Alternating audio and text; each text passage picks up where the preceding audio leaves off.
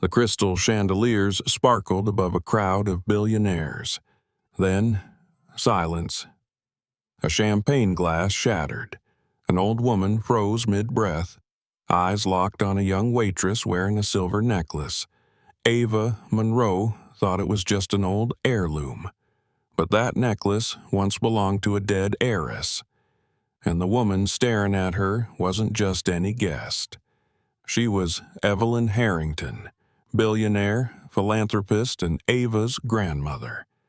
The night that was meant to celebrate charity would instead uncover a 23-year-old crime. The chandeliers of the Hartford Museum glittered like frozen rain, throwing shards of light across marble floors polished to a mirror. Every movement in the ballroom shimmered. Sequined gowns brushing against tuxedos, laughter that tasted of champagne, money disguised as charity. It was the annual spring gala, that carefully staged illusion where New York's elite pretended generosity was their birthright. Waiters glided through the crowd like ghosts, black uniforms and polite smiles designed to disappear. Among them moved Ava Monroe, 23, tray balanced on one palm, posture straight, expression professional. She had mastered invisibility years ago. It was how you survived when you'd been no one since birth. Her fingers curled around the silver tray, cool against her skin. The soft ache in her wrist reminded her she had already been on her feet 9 hours. The night would pay well, double shift, tips from people who didn't notice faces. But it was also another exam lost to exhaustion, another evening spent serving strangers celebrating wealth she would never touch. Still, she carried herself with the kind of quiet grace that came from endurance. The neckline of her black uniform dipped just enough for a glint of silver to catch the light. A small crescent moon necklace intertwined with a compass rose. Old, tarnished in places, beautiful in its wear. The only thing she owned that couldn't be replaced. A woman's voice sliced through the din. Crisp, nasal, entitled. "Isn't it inappropriate for the help to wear jewelry, especially something that flashy?" Laughter fluttered nearby, brittle as glass. Heads turned. The humiliation hit Ava like heat rising under her skin. She wanted to sink into the marble. Her hand flew instinctively to her chest, fingers closing over the necklace. "I'm sorry," she said softly, not trusting her voice to steady. Before she could step away, the crowd's whispering broke off. A soft gasp rolled across the ballroom. Evelyn Harrington, 81, standing near the main stage, her champagne glass slipping from her fingers, shattering on marble. She stared at Ava, face pale as if she had seen a ghost. Her lips trembled, forming silent words that only she could hear. The orchestra faltered mid-song. For one suspended second, the room froze. 500 guests trapped in a tableau of disbelief. Across the distance between them, Evelyn whispered, "Where did you get that necklace?" Ava blinked. "It's mine. I've had it since I was a baby." The older woman's face drained of color. Her knees wobbled. Her assistant, Daniel Reed, rushed to steady her. The pattern engraved on the necklace had ripped open a memory Evelyn had buried 23 years earlier. The night her daughter, Charlotte Harrington, died. The same necklace she had commissioned in Florence 2001, one for her daughter, one for herself. The matching piece, a brooch, lay pinned to her own lapel even now. Her hand rose trembling, touching it like a talisman of grief. The murmuring swelled again. Someone whispered, "Stolen." Someone else said, "Fake." Ava's stomach twisted. The humiliation from earlier curdled into fear. But Evelyn's eyes weren't angry. They were desperate, searching. "Please," she said, voice shaking, "may I see it?"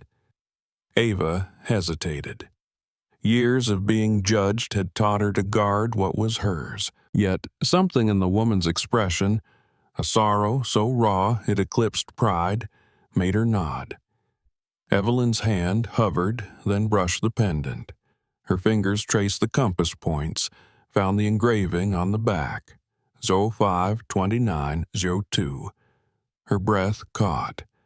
For a moment, the billionaire who commanded boardrooms looked impossibly fragile. She whispered, "Charlotte." Then the world tilted. Her body sagged, and Daniel barely caught her before she collapsed completely. The night imploded into chaos. Security moved in, guests whispered into their phones, and Ava stood frozen amid a storm of silk and murmurs.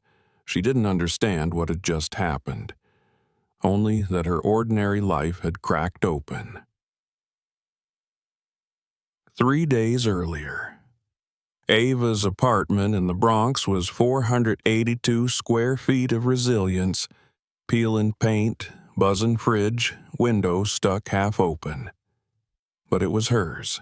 The space smelled faintly of coffee and lavender detergent, her attempt at calm between 12-hour shifts and late-night study sessions. Nursing textbooks covered every surface: anatomy, pharmacology, clinical procedure. Finals were in 2 weeks. Between catering jobs and her hospital internship, sleep was a rumor. She sat at her tiny desk, really a folding table rescued from a thrift store, and opened a worn manila folder. Her entire history fit inside. Birth certificate, baby girl Monroe, no parents listed. Found June 15th, 2002, Roosevelt Medical Center, New York. A photograph of the necklace taped beside a handwritten note. This was pinned to your blanket when they found you. I kept it safe. Mrs. Judith Carter. Mrs. Carter had been her foster mother from 12 to 16, the only one who treated her like more than a government check. She'd died 7 years earlier from cancer. The loss still ached. Ava traced the ink where Judith's hand once moved. Then she turned the photo slightly, studying the pendant. The crescent curled around the compass rose, the 4 points labeled faintly NSEW. Beneath them, the same engraving she would soon hear Evelyn whisper aloud, 0052902. 2 weeks before they found me, she murmured. Someone had this made. The apartment door creaked. Lena Morales, her roommate and best friend, appeared in leggings and a Columbia nursing hoodie, holding 2 paper cups. "You're doing it again," Lena said, handing her coffee. "The necklace thing." Ava smiled faintly. "It means something, Lena. Look at this engraving. That's custom work. Expensive. Maybe your birth mom was rich and lost it. Maybe she was running. Either way, you need to sleep. You've got the pediatrics rotation tomorrow." Ava shut the folder but left the necklace visible, gleaming under the desk lamp. "I can't take it off," she said quietly. "I never do." "I know," Lena said, half teasing, half protective. "One day that thing's going to explain everything. But tonight it's just jewelry. Come eat before your brain melts." They ate instant noodles by the window, city noise drifting up, sirens, laughter, the heartbeat of New York. Ava looked out at the skyline. Somewhere out there, her past waited, silent and unsolved. By 2 days earlier, the cramped office of Prestige Events Catering smelled of burnt coffee and printer ink. Mark Jensen, her supervisor, a man who looked permanently 5 minutes late, waved her in. "Ava, got something for you. Big night. Hartford Museum, Spring Gala. Harrington Foundation's throwing $500 million to children's charities." $500 million? Ava's eyebrows rose. "That's generous." "Yeah, these people love writing checks when there's a photographer around." He slid a file across the desk. Double pay, black uniform, hair up, minimal makeup, and listen, no jewelry. They notice everything. You show up wearing something shiny, they'll assume it's stolen. Ava's hand instinctively moved to her necklace. It's not. Doesn't matter, Jensen cut in. You're one of my best. Don't risk it. She nodded, but as she walked out, her fingers still circled the silver pendant. Not for vanity, for comfort. She'd worn it through flu seasons, job interviews, CPR drills. It was her anchor. She couldn't take it off. Not tomorrow. Not ever. Across Manhattan, inside a mansion that looked more like a museum than a home, Evelyn Harrington sat in her study surrounded by lawyers and financial advisors. At 79, she was as formidable as the empire she commanded. Steel hair, pearl earrings, voice that made senators pause. Tomorrow, she would announce a donation of $500 million to the Harrington Foundation's new child welfare initiative. To the world, she was the embodiment of grace. But her attention kept drifting toward the fireplace. Above it hung a portrait of a young woman. Auburn hair, smiling eyes, a crescent moon necklace gleaming against her throat. Charlotte Harrington, 1980-2002, her daughter, her only child. Daniel Reed stood by the window holding a folder. The final speech draft, Mrs. Harrington. Evelyn nodded absently. Charlotte would have loved this work, she murmured. Helping children. She'd be proud of you, Daniel said. Evelyn's fingers brushed the brooch pinned to her lapel. A compass rose in silver, twinned to the necklace in the painting. Would she? She whispered. I couldn't save her. I couldn't even save her baby. The room went still. Everyone knew the story. Charlotte, 7 months pregnant, car accident, brain dead by morning. The baby declared stillborn. Evelyn buried them together, mother and child. June 2002. But the necklace, the one in the portrait, had vanished that night from the hospital. Despite investigators, despite a $50,000 reward, it was never found. Evelyn had spent years wondering, was it theft or something darker? Tomorrow she would stand before hundreds and speak about hope, about saving children, while her own loss remained unspeakable. The firelight flickered across her face, catching the brooch like a cruel reminder. She whispered to the empty room, if there's justice in this world, may it finally find. The ballroom smelled of lilies and champagne. Classical music swelled beneath a canopy of light. Waiters formed a moving constellation, weaving between tables with the practiced choreography of invisibility. To the guests, they were furniture that breathed. But Ava Monroe carried herself differently, quieter, steadier, her focus razor sharp. She had learned to survive by blending in, not by disappearing. Each motion was deliberate, glass lifted, napkin folded, tray balanced. She could read a table's energy in seconds, which man wanted to be flattered, which woman wanted not to be ignored. In her mind, she was already dividing tips into rent, textbooks, overdue bills. Her hands ached. Her back throbbed. But it was worth it. Double pay tonight meant next semester's tuition, maybe even the electricity bill that had been threatening to die again.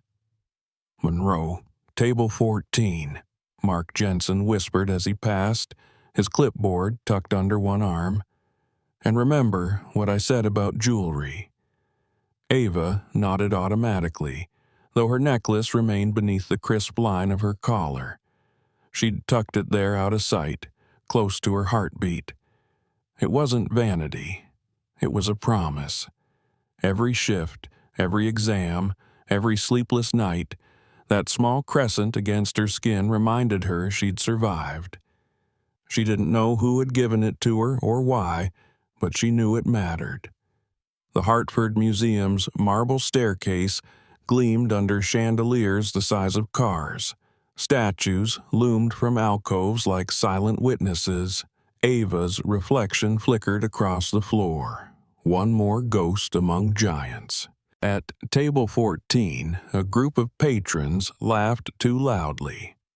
One woman, her diamonds catching the light like frost, squinted at Ava's neckline. "Is that jewelry?" she asked in a tone sugared with disdain. "Surely there's a dress code for staff." Ava's mouth opened, but before she could answer, a hush rippled through the room. The music faltered. Then the sound of shattering glass cut the silence clean. Across the ballroom, Evelyn Harrington stood motionless, her champagne flute broken at her feet. Her face had drained of all color. The crowd turned to follow her gaze, straight to Ava. Evelyn's lips parted. "Where did you get that necklace?" The words seemed to echo. Ava froze, every nerve in her body alert. "It's mine," she said finally. "I've had it since I was a baby." "That's impossible." Evelyn's voice cracked like thin ice. Her hands trembled. "I had that necklace made. There's only one." Murmurs rolled through the crowd. "Stolen, replica, security." Evelyn stepped forward, past her assistants, past Daniel Reed's concerned hand. The weight of her presence made space around her. She stopped in front of Ava, the air between them humming with something ancient and electric. "May I?" Evelyn whispered. Ava hesitated, pulse hammering. Then she nodded. Evelyn's hand rose, thin, veined, shaking, and brushed the pendant. Her fingers found the engraving on the back. 052902. She gasped. The sound that came from her was half sob, half revelation. Her knees gave way. Daniel caught her before she hit the ground. "Mrs. Harrington," he called, but she was already whispering a name that made no sense to anyone else. "Charlotte." The orchestra stopped completely. Someone shouted for medical staff. Cameras flashed. The story would hit headlines before the night ended. Ava's hands clutched her tray, her thoughts a storm. What did I do? Why does she know my necklace? Security ushered them into a side room while the guests were redirected, champagne flowing again to smooth the scandal. Inside the small parlor, under softer light, Evelyn sat trembling, her brooch gleaming faintly on her chest, a twin to Ava's necklace. "Please," she said, voice rough, "tell me your name." "Ava Monroe." Evelyn closed her eyes as if the sound of it hurt. "Do you know where that came from?" Ava shook her head. "It was with me when they found me. The hospital said it was pinned to my blanket." Evelyn's hand covered her mouth. Daniel stepped closer, uncertain whether to intervene. The silence stretched until the only sound was Evelyn's breathing. "That necklace," she said slowly, "was made for my daughter, Charlotte Harrington. She died 23 years ago, along with her unborn child." Ava's heart stuttered. "Your daughter?" "She was 7 months pregnant. There was an accident. They said the baby didn't survive." Evelyn reached for the brooch on her lapel and unclasped it. She placed it next to Ava's necklace on the table. The pieces were identical. Same metalwork, same patina, same craftsman's mark etched underneath. "They were made together," Evelyn whispered. "A matching set." Ava stared at them, speechless. Daniel cleared his throat. "Mrs. Harrington, maybe you should rest." "No." Her voice regained its steel. "I want answers." She looked at Ava again, tears streaking her makeup. When were you found? June 15th, 2002. Evelyn went utterly still. Daniel's expression changed, calculation mixed with fear. My daughter died June 12th, she said, at Roosevelt Medical Center. The air between them cracked with something neither could name. A knock interrupted. A man in a dark suit entered. Detective Samuel Grant, gray hair, tired eyes. Mrs. Harrington, he said softly, I'm told there's a matter involving your daughter's effects. Evelyn's gaze didn't leave Ava. Detective, this young woman says she was found at Roosevelt 3 days after my daughter died. Grant looked from one woman to the other. That's quite a coincidence. It's not coincidence, Evelyn said. It's theft, or worse. Ava sat frozen, her world shrinking to the space between her necklace and that brooch. I don't understand. Evelyn turned to her. My daughter's child was declared stillborn, but the hospital could have lied. Her voice trembled. They lied to me before. Daniel stepped closer. Mrs. Harrington, don't tell me to calm down, Daniel. You have no idea what it's like to bury an empty coffin. Her words silenced the room. Ava's throat closed. Empty coffin. Grant opened a notebook, pragmatic amid the emotion. If what you're saying is true, the next step is DNA testing. Evelyn looked back at Ava. Will you do it? Ava hesitated, dizzy. The woman across from her was powerful, intimidating. Yet, behind the diamonds and control, there was a grief so raw Ava could feel it in her own chest. If it helps you, she said quietly, I will. Evelyn's hand trembled as she reached across the table. For the first time that night, her fingers closed around Ava's, thin skin, cold but alive. Thank you, she whispered. Outside, the gala resumed as if nothing had happened. Music floated again, polite laughter filled the halls. But inside that small room, everything had shifted.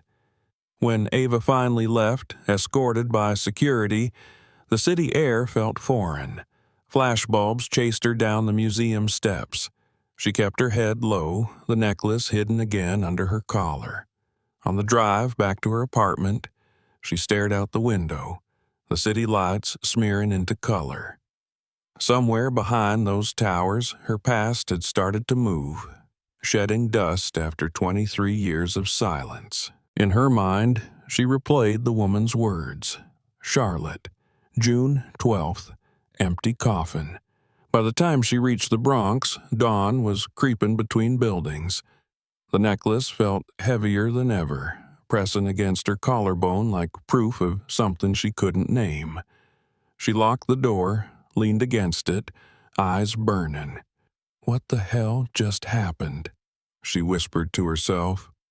Lena stirred in the bedroom, hair tousled, blinking sleepily.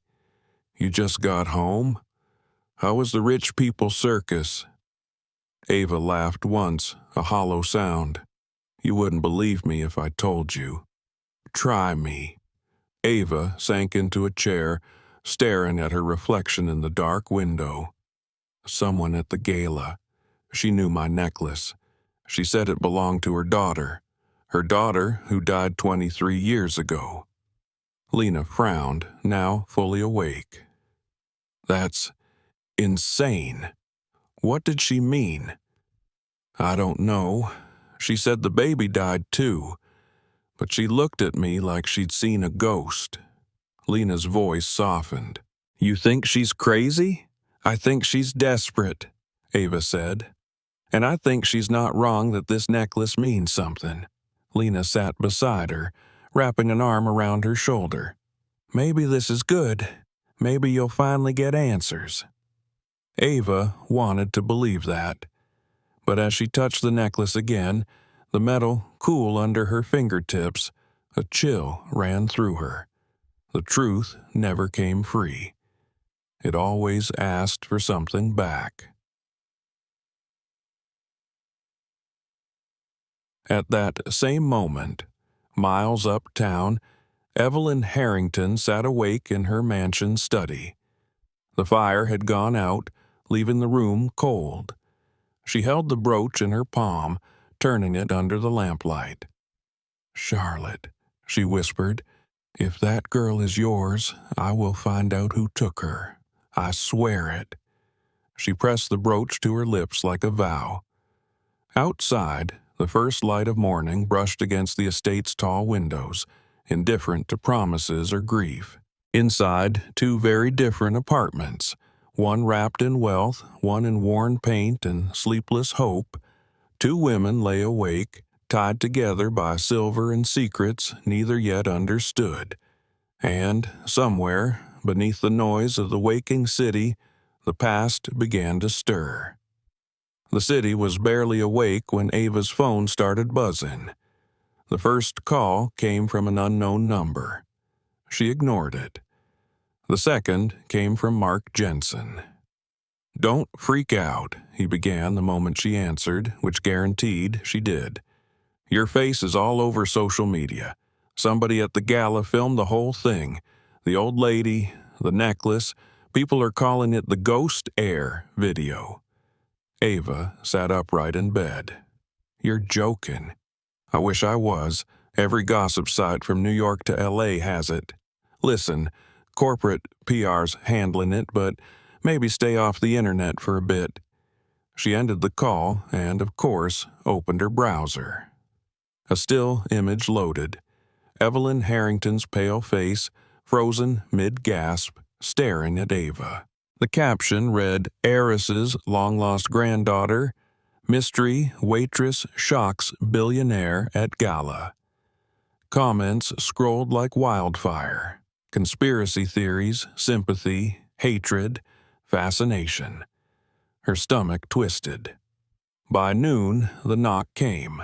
Two people stood in the hallway, a man in a gray suit, tall, lined face, badge clipped to his belt, Detective Samuel Grant, and a woman in a navy blazer with kind eyes and a calm voice, Dr. Grace Monroe, attorney and family reunification specialist. "Miss Monroe?" the detective asked. "Yeah." He held up his credentials. "We'd like to speak with you. It's about Mrs. Harrington." Ava hesitated. Her roommate, Lena, hovered behind her with protective suspicion. "She's not in trouble, right?" Dr. Monroe smiled gently. "Not at all. But some questions have come up about her background. Your background." Inside, the apartment felt smaller under their presence. Grace noticed the textbooks, the peeling walls, the stack of ramen cups. "You're a nursing student?" "Trying to be." Ava folded her arms. "Look, if this is about the gala, I already told my boss I didn't steal anything." Detective Grant sat across from her, his tone professional but not unkind. "No one's accusing you of theft. Mrs. Harrington believes that necklace belonged to her daughter, Charlotte. She claims it was custom made. There's a possibility," he paused, searching her face, "that you might be related." Ava's breath caught. "Related?" Grace leaned forward. "The necklace matches a piece Mrs. Harrington's daughter owned. There's also a date engraved, May 29th, 2002. Does that mean anything to you?" Ava shook her head. "It's the same date on my birth record. Well, not birth, found record. I was abandoned 2 weeks later outside Roosevelt Medical Center." Grant and Grace exchanged a glance. "Roosevelt," he repeated quietly. "That's where Charlotte Harrington died." And the silence that followed was thick with possibility, both terrifying and impossible. "Mrs. Harrington would like to meet privately," Grace said, "if you're willing." Ava swallowed. I don't know what she thinks I am, but yeah, I'll come." The Harrington estate was the kind of place that made silence loud. Security gates whispered open to a drive lined with century-old oaks. The mansion rose out of the hill like something carved from money and grief. Ava's hands tightened on her seatbelt as the car slowed. Inside, marble staircases coiled upward beneath skylights. Portraits of dead ancestors judged her from gilded frames. Evelyn waited in the library, seated by the fire, a cashmere blanket around her shoulders. Daniel Reed stood behind her, expression unreadable. When Ava entered, Evelyn rose slowly, every movement deliberate. "Thank you for coming," she said. Her voice carried authority, but beneath it trembled exhaustion. Ava nodded, feeling entirely out of place in her thrift store coat and scuffed sneakers. "You said you had questions. Please, sit." They faced each other across a mahogany table. The necklace glinted between them like an unspoken truth. Evelyn clasped her hands. "My daughter, Charlotte, was 7 months pregnant when she died in June 2002. The doctors told me the baby didn't survive. They said it was too traumatic for me to see her. I buried a closed casket." Her voice faltered. "But you said you were found 3 days later at that same hospital." Ava's throat tightened. "That's what my file says. I don't know anything before that. Nothing." Evelyn gestured to Detective Grant and Dr. Monroe. "They'll handle the formalities, but I'd like to confirm through DNA testing. It's the only way to know." Grant handed over a small kit. "It's simple, just a cheek swab." Ava stared at the cotton-tipped stick, her pulse pounding. "And if it's true?" "Then you were stolen," Evelyn said quietly. "And we'll find out who did it." Ava's hand shook as she swabbed her cheek. Grace labeled the samples, chain of custody, precise, then sealed them. Evelyn added her own sample without hesitation. The detective promised results within 24 hours, expedited at Evelyn's expense. When they left, Evelyn lingered. "I can't promise what this will mean," she said, "but I can promise I'll protect you, whatever happens." Ava managed a faint smile. "I've been protecting myself for 23 years, Mrs. Harrington. I'll be fine." The older woman's eyes softened. "Call me Evelyn, please." That night, Ava couldn't sleep. She paced her apartment, phone buzzing with messages from Lena. "Are you okay? Do you believe her?" And ignored most of them. Every time she looked in the mirror, she saw questions she'd spent her life avoiding. What if she's right? What if she wasn't abandoned but taken? She found the manila folder again. The note from Judith Carter fluttered loose. "This was pinned to your blanket when they found you." Ava touched the handwriting. What if Mrs. Carter had known more? What if the foster system wasn't incompetence but design? At 3:00 a.m., her phone lit up with an unknown number. A text. "Stop digging. You survived once. Don't test your luck." Her skin prickled. She screenshot it, sent it to Detective Grant. No reply. She spent the rest of the night awake, the necklace heavy against her chest like a target. Morning. The Harrington estate again.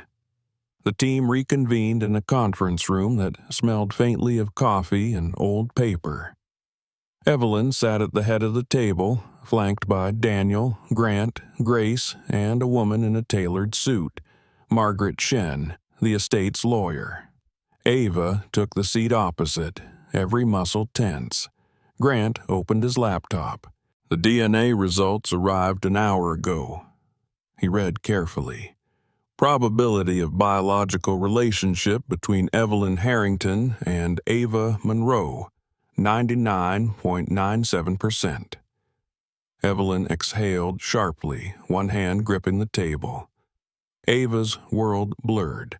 The numbers echoed. 99.97, 99.97, 99.97.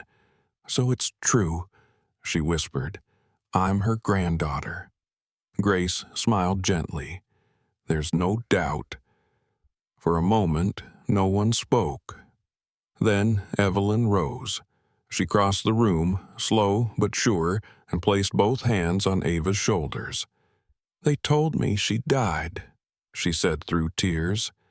They made me bury an empty coffin. Ava's own tears came hot and fast.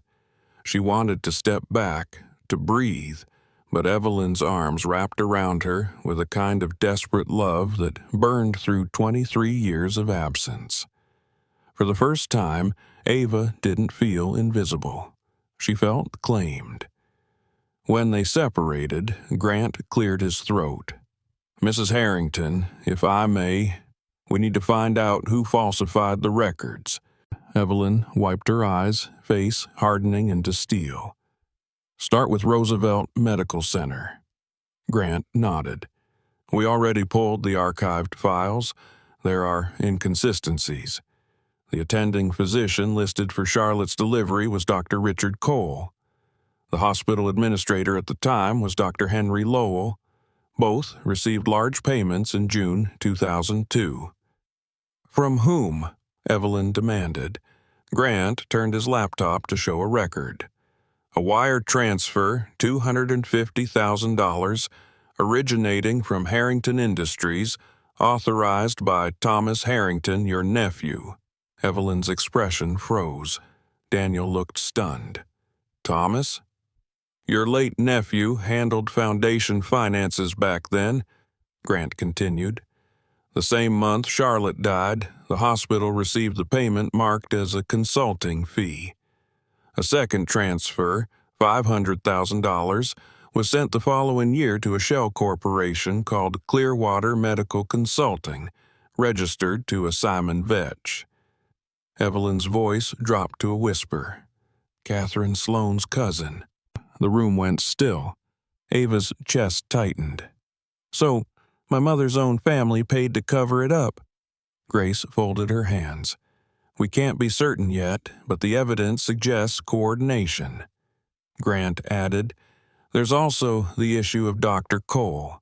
He was later terminated for falsifying records, unrelated case, lost his license in 2005, last known address, Jacksonville, Florida.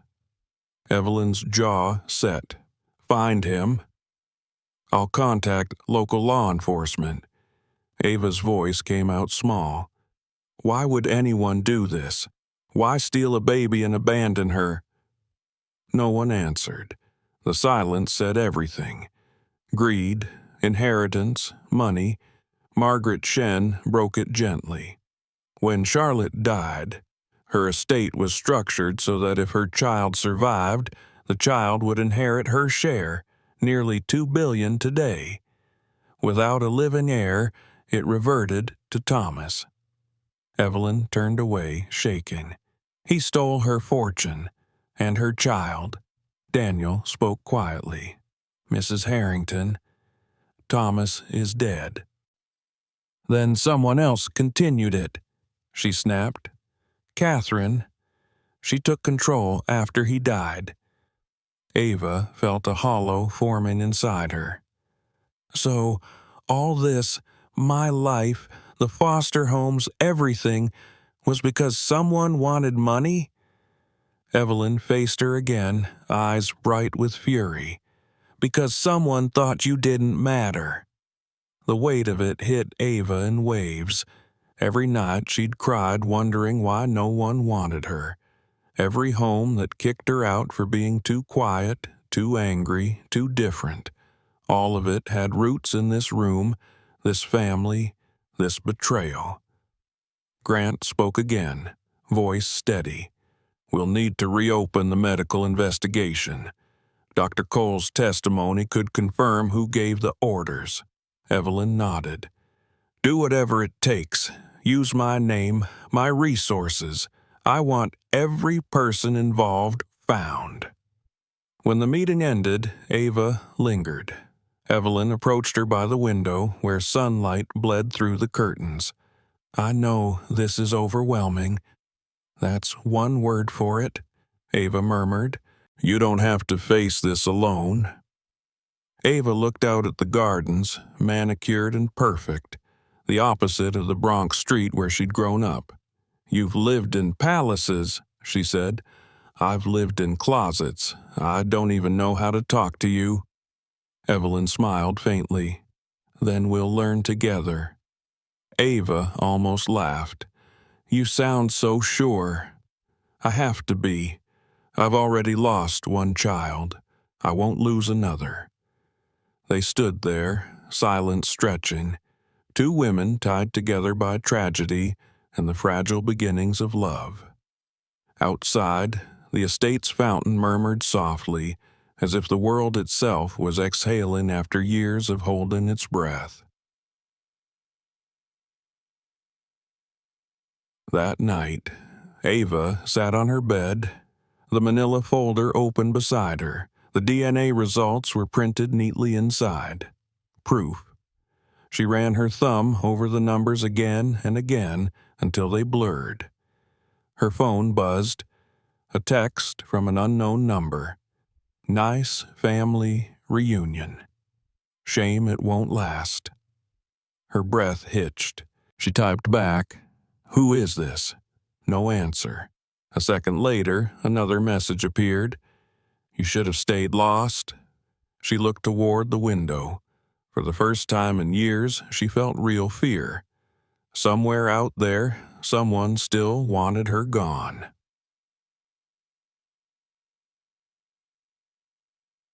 Across town, in a dim penthouse office, Catherine Sloane poured herself a glass of wine, her manicured hand steady despite the news playing on the flat screen. DNA confirms waitress is Billionaire's missing granddaughter. Behind her, Daniel's voice echoed faintly in memory. You're not leaving until we understand what happened. Catherine smiled without warmth. You're too late, Evelyn, she whispered to the empty room. You always were. The screen's reflection flickered against her jewelry, cold, sharp, and shining like gilt. Rain streaked the windows of the Harrington estate, soft against glass, the kind of sound that belonged to confession and regret. Inside the study, Evelyn Harrington sat before the fireplace, staring into the flames. The DNA report lay open on the table, its words unchanging yet impossible to believe. Her granddaughter, Charlotte's baby, had been alive all this time, raised without love, without her name, without a family. 23 years of silence, of charity galas and empty speeches about helping children, while her own blood had been abandoned in the cold. Daniel Reed entered quietly, holding a tablet. Detective Grant found Dr. Cole. He's in Florida, retired, living under another name. Evelyn's eyes lifted, sharp even through exhaustion. Book the jet. Daniel hesitated. He's willing to talk, but he's scared. Says he's been threatened. Then he's telling the truth, Evelyn replied simply. Her gaze drifted back to the flames. We go to him. Meanwhile, in the Bronx, Ava packed her things into a small duffel. She hadn't returned to work since the gala. Reporters had camped outside her building, flashing cameras through the cracked front door. Headlines screamed about the Cinderella heiress. Everyone had an opinion, some sympathetic, others venomous. She was either a miracle or a fraud. The attention suffocated her. She wanted to disappear again, but Evelyn had insisted she stay at the estate, at least until the investigation ended. Now she was being moved under protection. 2 plainclothes officers escorted her to an unmarked SUV. She watched her old apartment fade in the rearview mirror, a life measured in cheap rent and long hours, replaced overnight by marble halls and security gates. But even safety felt foreign when trust was gone. She looked down at her phone. Another text from an unknown number. "You should stop digging." She turned the screen off. Fear was becoming background noise. When she arrived at the estate, Evelyn was waiting in the grand foyer, her posture rigid. "We leave for Florida tonight," she said. "I want you with me." Ava frowned. "Why? I'm not part of the investigation." "You're the reason for it." The words landed heavy but true. They flew south in silence, private jet slicing through clouds. Evelyn spent most of the flight reading files. Ava watched the city lights fade beneath them, wondering if she was flying toward answers or more danger. When they landed, the Florida air wrapped around them, heavy with salt and heat. The address led to a rundown apartment complex outside Jacksonville. Paint peeled from the railings. The smell of mildew hung in the air. Detective Grant met them there, trench coat damp with rain. "Unit 3012, he said quietly. "He's expecting us." Inside, Dr. Richard Cole looked like a man who had aged in hiding. Gray hair unkempt, hands shaken, eyes hollow. He sat on a couch that sagged under its own wear. "I knew this day would come," he said as they entered. Evelyn stayed standing, every inch of her presence commanding. "Then start talking, Doctor." Cole took a breath that sounded like penance. June 12, 2002.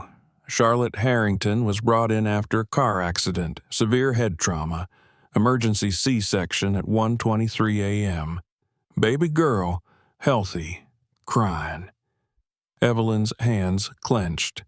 "They told me she was stillborn." "That was the lie," Cole said. "I was paid $100,000 in cash to falsify the certificate." Ava's voice shook. "Paid by who?" "I never met them directly," he said. "Instructions came through the hospital administrator, Dr. Henry Lowell. He said it was a family request. I didn't ask questions. I had debts. I convinced myself it was private adoption. The baby was alive when I left her in the maintenance closet, wrapped in a hospital blanket. I thought someone would come." Evelyn's face was pale, but her voice sharp. "And someone did. I went back an hour later," Cole continued. "She was gone. 3 days later, I saw the news about a baby abandoned outside the ER. I realized the pickup never happened." Ava could barely breathe. "You left me there." "I'm sorry," he whispered, eyes wet. "I didn't know what they planned." "You didn't care," she snapped. "You took money to erase a life." Evelyn touched her arm lightly, steadying her. "Who was behind it?" Cole hesitated. "I don't know names, but there was a voice, a woman's voice. She called once by mistake, said, 'Tell Lowell it's done.' She had a European accent, educated, cold." Grant nodded. "We'll trace the call records." Evelyn leaned forward. "If you think silence will protect you, you're wrong. People have already died for this." Dr. Cole lowered his head. "You're not the only one they threatened." He lifted his shirt slightly, revealing a scar across his ribs. 2 years ago, a man with a knife said if I ever talked, they'd finish the job." For a moment, no one spoke. Then Evelyn said, "You've done the right thing now. But if you remember anything, contact Detective Grant." As they left, Ava glanced back. Cole sat hunched, staring at the floor, a man haunted by ghosts of his own making. Outside, thunder rolled. Evelyn's car waited at the curb. Ava got in silently. She stared out at the rain-smeared glass. "It was all for money," she whispered. Evelyn nodded grimly. "Always is." The next morning, back in New York, the investigation accelerated. Detective Grant and Dr. Monroe spent hours combing through hospital archives. They traced payments, uncovered emails, and pieced together a network that stretched from the hospital boardroom to the Harrington estate's own ledgers. The same pattern appeared again and again, money flowing to silence people. The deeper they went, the more one name appeared: Naomi Pierce, Charlotte's best friend, a psychiatrist, respected, connected. She had been there that night. She had called Dr. Lowell multiple times in the weeks before the accident. "Naomi Pierce," Evelyn murmured when she saw the name. "She stood at my daughter's funeral, held my hand." Ava stared at the photograph on the file. Naomi, smiling, immaculate. "She looks like she never lost sleep in her life." Grace Monroe studied the timeline. She was in financial trouble before Charlotte's death. Her divorce settlement barely covered her debts. Grant added, "And 2 months before the accident, Charlotte co-signed a $2 million loan for her." Evelyn's voice sharpened. "Using foundation funds, forged my signature." The room fell silent. Ava whispered, "She had motive." "And connections," Grant said. "She knew the doctors. She could arrange it all." Evelyn stood. "Bring her in." That afternoon, the estate filled with tension. Daniel paced near the window while reporters gathered outside the gates. The news had broken. Heirs kidnapping linked to hospital corruption. The story had escaped their control. Inside, Ava sat on the edge of a velvet chair, staring at the floor. "If she was my mom's friend," she said softly, "how could she do that?" Evelyn looked at her granddaughter with a heaviness born from too many lies. "Because jealousy doesn't look like hatred until it's too late." The door opened. Detective Grant entered, holding a folder. "Naomi Pierce has agreed to meet tomorrow at headquarters." Evelyn nodded. "Good. She won't lie to my face." That night, neither of them slept. Ava wandered through the empty halls of the estate, past portraits of ancestors whose eyes seemed to follow her. She stopped before Charlotte's painting, the laughing eyes, the silver necklace. "I look like you," Ava whispered.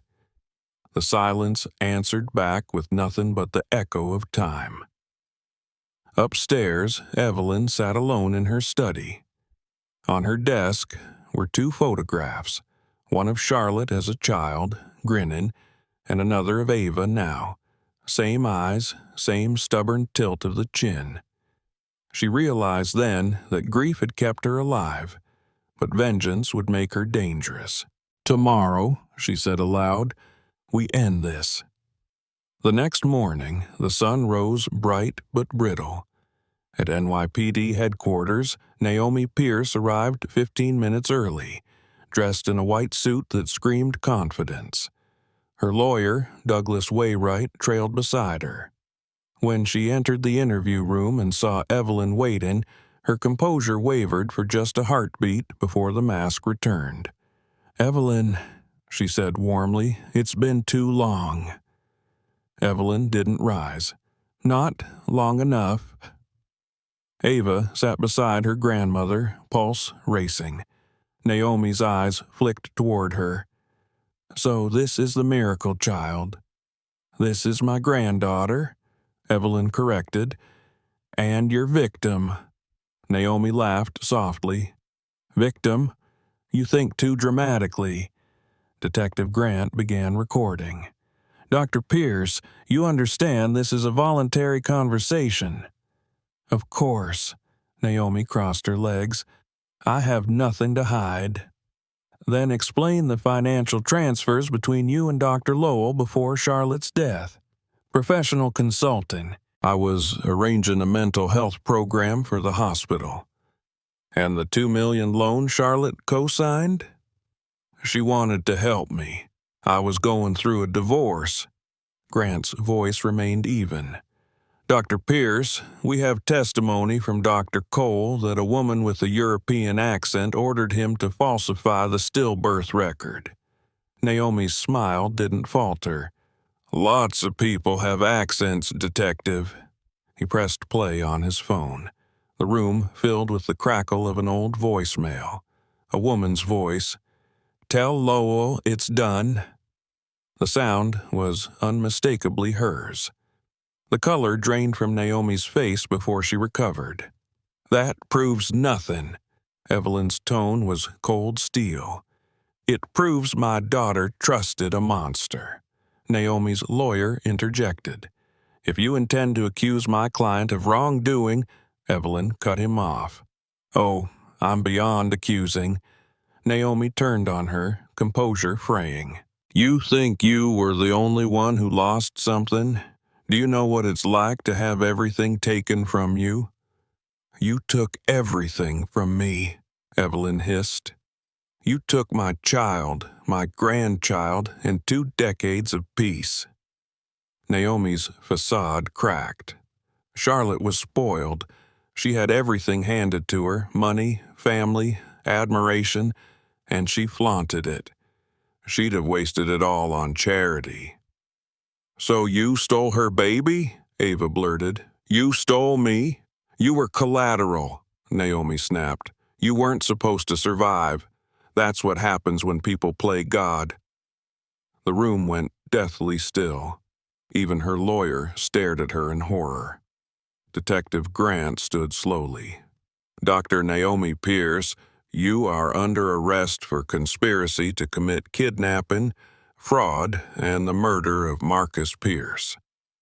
Naomi didn't resist as handcuffs clicked around her wrists. Her voice turned low, venomous. "Enjoy your victory, Evelyn. You'll find the truth is never clean." She was led away, her heels clicking against the tile like a slow countdown. When the door closed, Evelyn finally exhaled. The storm had broken, but its debris still filled the air. Ava looked at her grandmother, tears shining. "It's over." Evelyn shook her head. "No, Ava, this is only the beginning." Outside the precinct, the world waited. Cameras flashing, reporters shouting questions, the sky splitting open with rain. As the car pulled away, Ava leaned her head against the window, the necklace cool against her throat. Through the reflection, she saw Evelyn staring out the other side, jaw set, eyes fierce. 2 women forged by loss, finally united by truth, heading toward a reckoning that had been 23 years in the making. The rain had not stopped since Naomi's arrest. It was the kind of relentless, gray rain that seemed to wash nothing clean, only drag the city deeper into its own rot. Reporters clustered like crows outside NYPD headquarters, their umbrellas glistening beneath neon lights. Inside, fluorescent bulbs hummed as Evelyn Harrington sat across from Detective Grant, hands folded, spine unbent despite exhaustion. The air smelled of coffee and damp wool. "She confessed to enough," Grant said quietly, "but she's still hiding pieces. Someone else helped her." Evelyn's gaze didn't shift from the 2-way glass separating them from the interrogation room. Beyond it, Naomi Pierce sat in her orange jumpsuit, posture perfect, eyes unreadable. "She doesn't look like a murderer," Ava whispered beside her grandmother. Evelyn's lips tightened. "Monsters rarely do." The detective nodded toward the room. "She's demanding a deal. Claims she has information on others involved." Evelyn's response was immediate. No deals. Without her cooperation, it'll take longer to expose the rest, Grant warned. Evelyn turned to him, her voice low but dangerous. I waited 23 years. I can wait a few days more. They watched as Naomi leaned toward the table, speaking to her lawyer. Even through the glass, her control was terrifying. The way she smiled, the tilt of her head, the small laugh that said she still thought she could outmaneuver the world. Then she looked up, straight through the window, as if she knew they were there. For a heartbeat, her eyes locked on Evelyn's. There was no guilt in them, only triumph. That night, back at the Harrington estate, thunder rolled across the sky, shaking the windows. Ava sat in the guest house trying to study but unable to focus. The nursing textbooks lay open, the words meaningless. She checked her phone again. Another message blinked on the screen. The truth won't save you. She froze. The number was new, untraceable. Her breath quickened. She took a screenshot, sent it to Detective Grant, then stared into the dark glass of her window. Her reflection looked like a stranger. Across the courtyard in the main house, Evelyn was still awake. Daniel Reed stood beside her desk, reading through financial documents. "We're finding more," he said. "Transactions from 2003 through 2007, small enough to hide in the foundation accounts, all authorized by Catherine Sloan." Evelyn rubbed her temples. Of course, she inherited Thomas's shares after his death. The money had to keep moving somewhere. She rose and walked to the window, watching the rain streak down the glass. She thinks she's safe because she didn't dirty her hands directly. But silence is guilt, too. The next day dawned clear and cold. The city scrubbed raw by the storm. The press swarmed outside the courthouse as Naomi Pierce was transferred under heavy guard for her first hearing. Cameras flashed. She kept her head high, expression calm, as if she were attending a conference, not a criminal arraignment. The reporters shouted her name, shouted Ava's, shouted Evelyn's. Inside the courtroom, Evelyn and Ava sat side by side, flanked by Grace Monroe and Margaret Shen. The prosecutor, James Wu, outlined charges: conspiracy to commit kidnapping, medical fraud, and first-degree murder. Naomi listened as though it were an academic lecture. Then, when the judge asked for a plea, she smiled faintly. Not guilty. Evelyn exhaled sharply. The arrogance in that voice reignited her rage. Over the following weeks, the case spiraled through the news cycle. Talk shows dissected it. Journalists resurrected old photos of Charlotte and Naomi side by side in college, two friends whose futures had diverged into love and envy. But behind the scenes, the investigation deepened. Detective Grant discovered that 2 days before Charlotte's accident, Thomas Harrington had transferred $850,000 to a private account. The trail led to Dr. Henry Lowell, the hospital administrator who'd approved the false paperwork. He had retired to Miami, wealthy and silent. Grant flew there with a small team. Evelyn wanted to go, but he refused. "You need to stay alive to see this end," he told her. She didn't argue, though every part of her wanted to face the man who'd signed her grief into existence. In Miami, they found Lowell living in a gated mansion, his garden manicured, his conscience buried. When confronted with the evidence, he denied everything, until Grant showed him Naomi's confession transcript, her signature beneath the line admitting payment. His shoulders sagged. "She said it was mercy," he murmured. "Said the child wouldn't survive. I didn't know." Grant cut him off. "You knew enough to cash the check." By the time they returned to New York, the puzzle was nearly complete. But Evelyn still sensed something missing. One last thread, unseen yet binding it all together. She found it that night in a call from an old priest. "Mrs. Harrington," said the frail voice on the line, "my name is Father Thomas Hale. I'm dying, and I have something you need to hear." Evelyn's fingers tightened on the receiver. "What is it, Father?" "It's about your nephew, Thomas. He came to me before he died. He confessed everything. He said Naomi Pierce orchestrated the entire plan, but she wasn't alone. Someone else helped her. Someone Charlotte trusted." "Who?" Evelyn's voice cracked. "Your family's own lawyer, Margaret Shen." The phone nearly slipped from her hand. "That's impossible," she whispered. "I wish it were," the priest said softly. "He said Margaret handled the false documents, hid the transfers, made the legal trail disappear. She was paid through offshore accounts. He left proof, signed affidavits, sealed in his personal files. They're in my office safe. Take them before the church seizes my things." When the call ended, Evelyn sat motionless. The crackle of the fire seemed suddenly sinister. Her lawyer, the woman she'd trusted for 2 decades. The next morning, she called Detective Grant and Dr. Monroe to the estate. They arrived to find her standing behind her desk, the phone recorder playing Father Hale's dying confession. When it finished, the silence was so heavy it felt like another body in the room. "If this is true," Grant said slowly, "we can verify through financials." Grace's expression darkened. "Margaret's been handling the family's legal accounts since 2001. She could have buried anything." Evelyn exhaled through clenched teeth. "She buried my daughter." That afternoon, Grant obtained a warrant.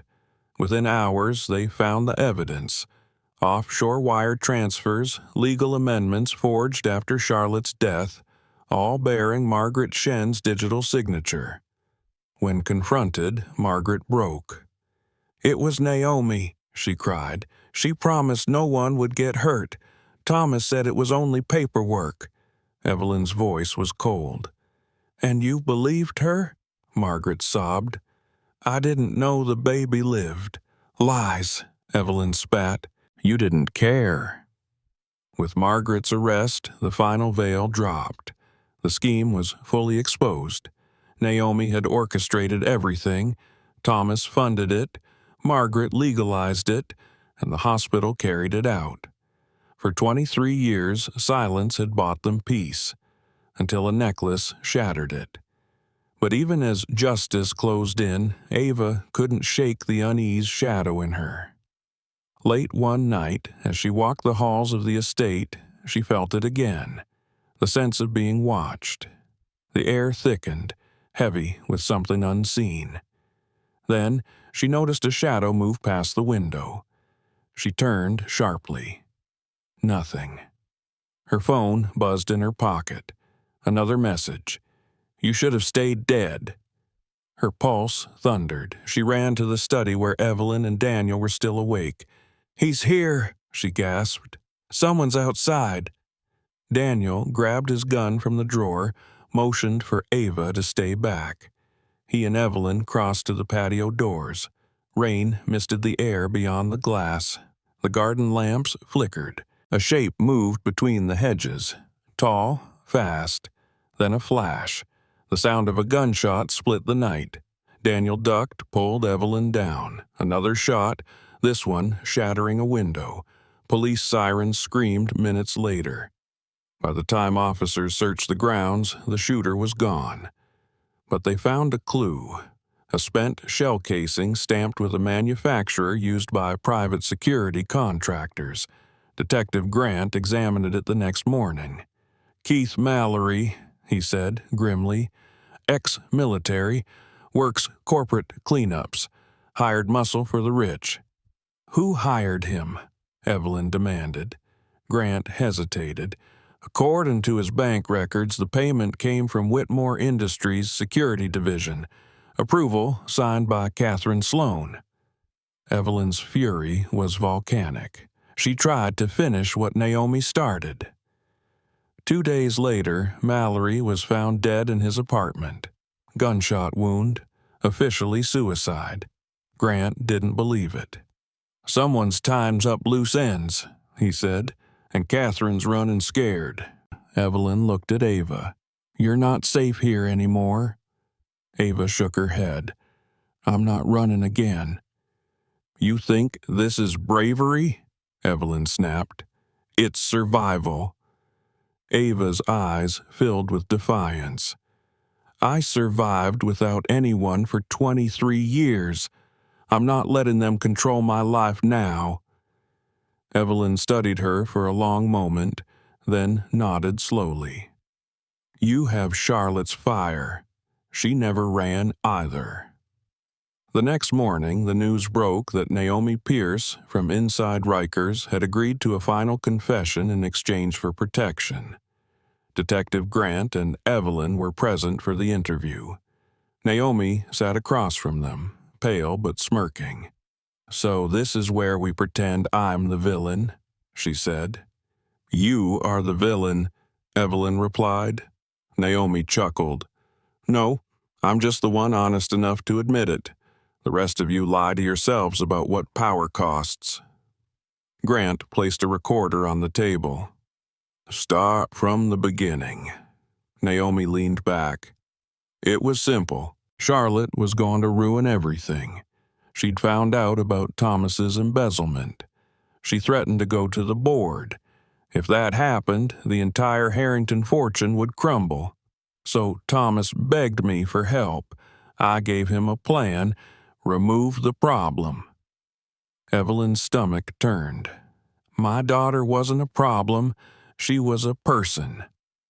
Naomi's smile was cold. "Not to them. To them, she was leverage. To me, she was insurance. I arranged the accident. A phone call, a distraction, a hired driver who never asked questions. When the crash happened, I went to the hospital, took control, made sure the paperwork told the story we wanted. And when the baby survived, I fixed that too." Grant's jaw tightened. "By bribing doctors and falsifying death records." Naomi's eyes glinted. "By cleaning up a mess. Thomas got the money. I got peace. Everyone won until you started digging." Evelyn's voice was barely more than a whisper. "You stole a life." Naomi's laugh was brittle. "You make it sound poetic. It was business." Grant ended the recording. "That's enough." As guards led her away, Naomi looked over her shoulder at Evelyn. "You think this makes you free? You've just built another prison. Money always does." Outside the facility, the sky was blindingly blue. For the first time, Evelyn felt no grief, only exhaustion. "She's wrong," she said quietly. "This time the money will save lives, not destroy them." Ava slipped her hand into her grandmother's. "Then we start now." They walked together toward the waiting car, the city humming beyond, alive with noise and second chances. Behind them, the walls of Rikers loomed gray and cold, swallowing the past. Ahead lay something fragile but real, the first breath of a future built not on lies but on truth reclaimed. The morning after Naomi Pierce's final confession, New York woke beneath a bruised sky, clouds hanging low as if reluctant to release the rain. Headlines blared across every screen. "Billionaire family scandal ends in arrests." "Kidnapped heiress found after 23 years." "Naomi Pierce sentenced to life without parole." The world moved on with morbid fascination. But inside the Harrington estate, time felt slower, quieter, as if the house itself needed to learn how to breathe again. The chandeliers no longer seemed like symbols of wealth, but relics of blindness. Evelyn Harrington sat in her study with the morning paper folded on her desk, reading not the words but the spaces between them. For the first time in years, she didn't feel anger, only the faint ache of something softer, almost forgiveness, not for Naomi or Margaret or Thomas, but for herself. For all the years she had let grief become her compass. She had spent 2 decades searching for ghosts, and now that she'd found the living, she didn't quite know how to exist in peace. Ava entered quietly, hair still damp from the shower, dressed simply in jeans and a white shirt. She looked different now, not in appearance, but in presence. The uncertainty that had once clung to her was gone. She had become steady, grounded, a woman who had learned her worth through pain. She stopped by the window, looking out at the gardens. "They're planting new roses," she said softly. "Daniel told me they're called Second Dawn." Evelyn smiled faintly.